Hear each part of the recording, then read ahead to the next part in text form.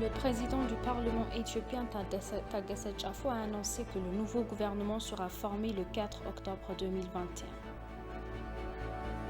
Le directeur de la mission éthiopienne auprès de l'USAID, Sean Jones, livre des informations sur les activités du groupe terroriste.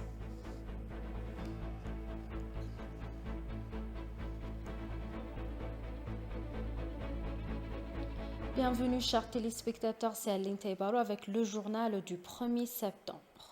La Chambre des députés du peuple a annoncé l'annonce du nouveau gouvernement le 4 octobre 2021. L'annonce a été faite que le Conseil se préparait à la politique pour répondre au processus.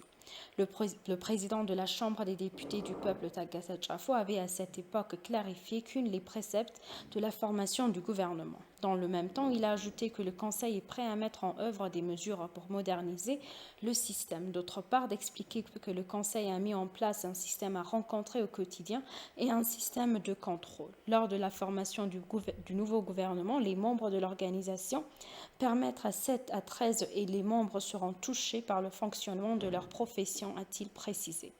L'équipe du Conseil, le stratège qui annonce la formation d'une équipe séminale, pourra se rendre au rapport d'organisation exorbitante et accéder à leur formation juridique. L'expiration de l'occupation que la tournée de 6 jours de la Chambre de commerce sera une vérification orthopédique à cette fin. Il a-t-il déclaré, un système basé sur le récitant et dans les expériences de différents pays sera mis en œuvre.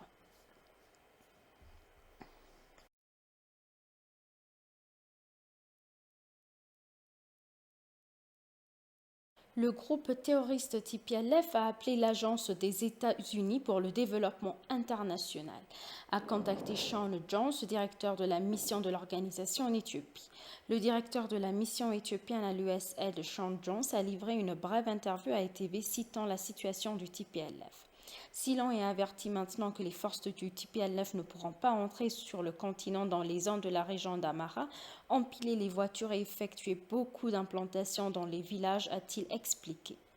Nous n'allons pas être en Éthiopie simplement parce que le pays est en crise, a déclaré Sean Jones, directeur de la mission éthiopienne à l'USAID.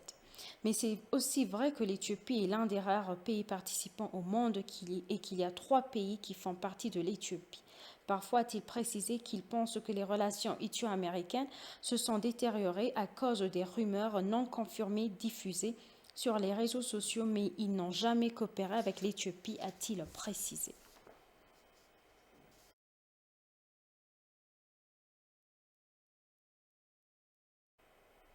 La Banque nationale d'Éthiopie a décidé de mettre en œuvre une politique d'austérité pour réduire les flux d'argent dans l'économie. Par conséquent, il a été décidé de transférer les obligations de la Banque nationale d'Éthiopie de 5% à 10% au 1er septembre 2021. Le taux d'intérêt annuel sur les comptes bancaires est de 13% à 16%. Selon la Banque nationale d'Éthiopie, il y a eu une amélioration de l'utilisation des devises par les banques. Il s'agit d'une approche modifiée consistant à ordonner à 30% des banques d'investir dans des opportunités d'investissement directes, des connexions directes de la diaspora et des sources d'accès à la Banque nationale d'Éthiopie. Tout client d'un banquier étranger qui a déjà gagné des devises étrangères pourra augmenter ses réserves de change de 31,5% à 40% et utiliser les 10% restants en devises étrangères. La Banque nationale d'Éthiopie publie une nouvelle directive pour revoir les informations des comptes des clients. Les canapés directives sont fournis à assister pour suivre les résultats des clients et les banques facturent pour respecter les demandes d'information d'un client qui sont directement en ligne avec le projet de directive.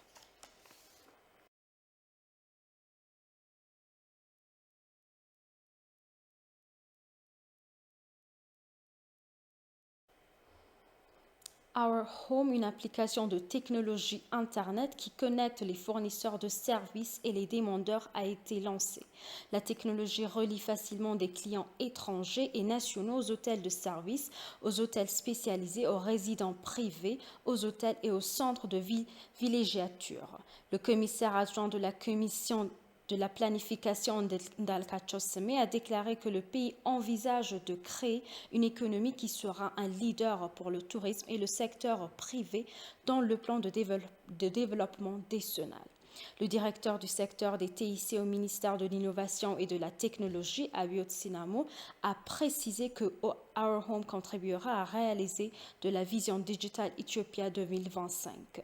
Il a précisé que ces services technologiques ont un rôle important à jouer pour obtenir les services dont tous nous avons besoin où que nous soyons. Le fondateur de Our Home, Johannes Tedla, a déclaré que la technologie connectera non seulement facilement les fournisseurs de services, mais contribuera également à réduire les coûts de changement en utilisant la technologie locale. Selon les informations du ministère de l'Innovation et de la Technologie, le site web est officiellement lancé et le reste de l'application mobile et des services du centre d'appel continueront d'être utilisés. Le chef de l'ESEMA le professeur Brahanu Nagga a déclaré l'occasion que notre coopération et notre unité interne devraient être renforcées pour résister à la pression extérieure sur l'Éthiopie.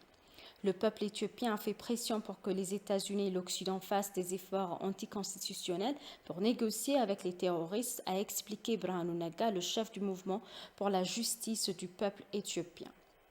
La Russie et la Chine, 2 membres permanents du Conseil de sécurité, se sont déclarés opposés au cours à la force ou à l'imposition de sanctions à l'Éthiopie. Le Kenya et l'Inde ont adopté une position similaire, a déclaré Brahanu. Nous devons être solidaires en renforçant plus que jamais notre unité interne malgré le soutien des pays amis pour résister à la pression extérieure sur l'Éthiopie, a-t-il déclaré. Il a ajouté que les Éthiopiens devraient se battre activement pour la survie de leur pays grâce à la technologie et à tout autre forum. Lorsque l'Éthiopie essaie de produire de l'électricité en limitant ses rivières, elle montre pourquoi et ouvertement hostile. Des gangs internes travaillent pour jour et nuit pour contrecarrer des projets qui ont commencé à saper la paix et la stabilité dans la région. Selon l'ENA, le TPLF est revenu dans le pays après 27 ans de pillage, de meurtres et de mutilation de nombreux Éthiopiens.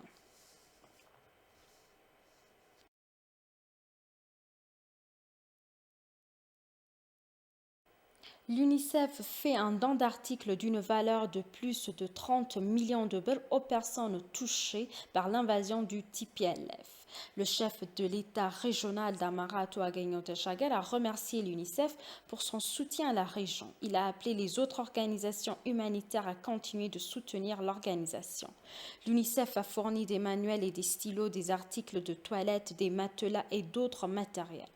La directrice de l'UNICEF d'Éthiopie, Adel Koder, a déclaré qu'elle avait visité le nord de Gondar et ses environs et que de nombreux enfants étaient confrontés à l'insécurité alimentaire. Il souligne qu'il y a un sérieux besoin pour les adolescents d'aller à l'école au cours de l'année scolaire à venir.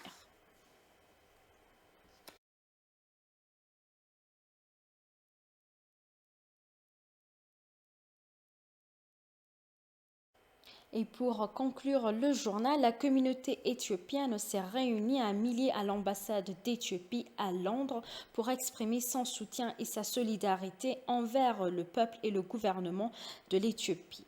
À cette occasion, l'ambassade d'Éthiopie à Londres a remercié la diaspora pour son soutien continu à l'analysation des fausses informations sur la situation actuelle en Éthiopie.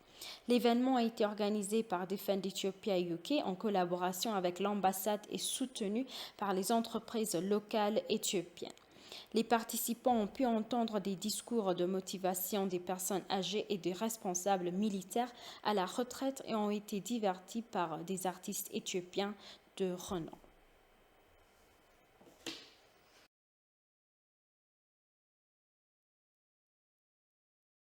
Chers téléspectateurs, nous vous rappelons les titres principaux. Le président du Parlement éthiopien Tagesset Afo a annoncé que le nouveau gouvernement sera formé le 4 octobre 2021. Le directeur de la mission éthiopienne auprès de l'USAID, Sean Jones, livre des informations sur les activités du groupe terroriste. Merci chers téléspectateurs, c'est la fin du journal. C'était Aline Taibaro avec le journal. Restez avec nous avec le reste des programmes. Bonne journée.